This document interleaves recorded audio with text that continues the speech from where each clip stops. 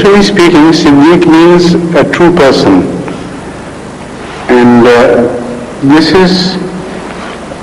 it has more intensive meaning of truth than the word Sadiq, which is just a simple statement that somebody is truthful. But Siddique means one who is always truthful. There is constancy in his truth and a permanency. Plus there is greater depth. You know, all these things are relative terms when spoken about human beings. The only true being is God. In the very depth, in the most refinest form and way, it is only Allah who is true. And when these terms apply to human beings, they have various shades. So among the human beings, the strongest possible definition of one's truth can be expressed by the word Siddique in Arabic. This is why, although technically speaking, Prophet is a higher being in order than Siddique, yet the word Siddique is also used as applied to prophets. Kana Siddiqan Nabiya. In the Holy Quran it is mentioned. So Siddiq here can be expressed as someone who is deeply true to the very inner soul of his being.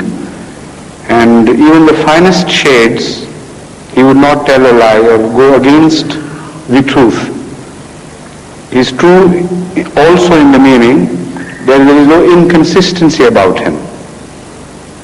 Whatever is his apparent form, within he is exactly the same. So truthful both in words as well as in action. That is what Siddiq means. And Saleh is the first step towards righteousness. Anyone who begins to accept a right course and begins to act upon it, the goodness which he gains out of that course he pursues, that goodness in the first form, in the first phase, is called Salihiyat. He accepts this naturally and in good faith and with good intentions, and gradually he does not stay, in fact, on that status. Gradually he begins to travel towards Shahadat. Shahid, you said you knew, but the fact is that few people know what Shahid is. It is not the only person who is martyred in the way of Allah, but this word Shahid is applicable more with greater intensity to those who are living. This is why the word Shahid is also used in context with the prophets. Shahidun alayhim. That is used by Hazrat Masih. Also, Hazrat sallallahu alayhi wa sallam, the founder of Islam, is called that you will be Shahid over all prophets. So what does Shahid mean?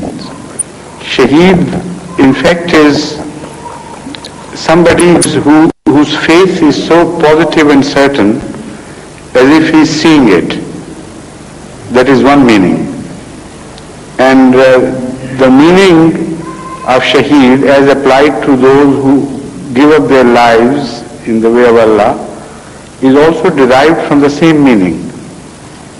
Why are they called Shahid? Because Shahid literally means witness.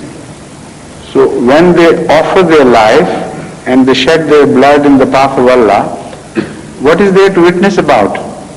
I mean, apparently, superficially speaking, it has no relationship with witnessing. But if you revert to the first meaning which I described, then you will begin to understand the significance of the word Shahid as applied to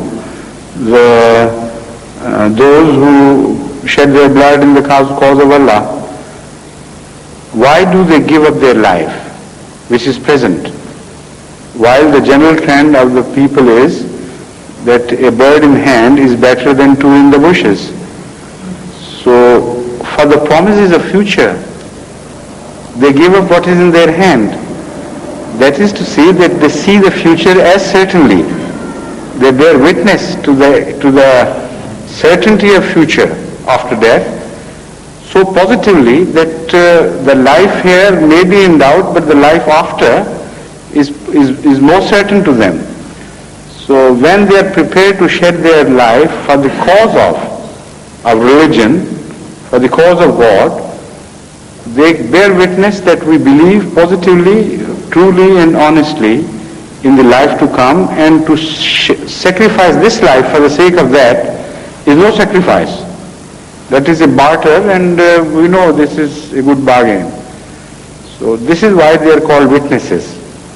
The literal meaning of Shahid is witness.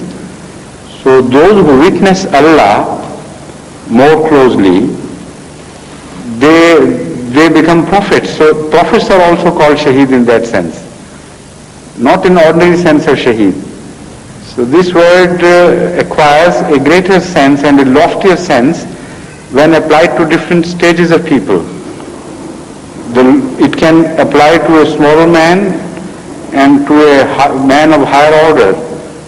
So the range of Shahid is also extended up to the prophets. Yes, Mr. Muhammad Abdul Rashid, were you the first to have raised your hand, or were you the first to have raised your hand, or did he raise his hand? Okay, please. Yes. It is a general practice that we enemies especially, we do istikhara when we have some big commitments in front of us, especially the marriages, ceremony for our children and others. And we really pray and for yourself as well, not only for children. Right answer to the thing. But sometimes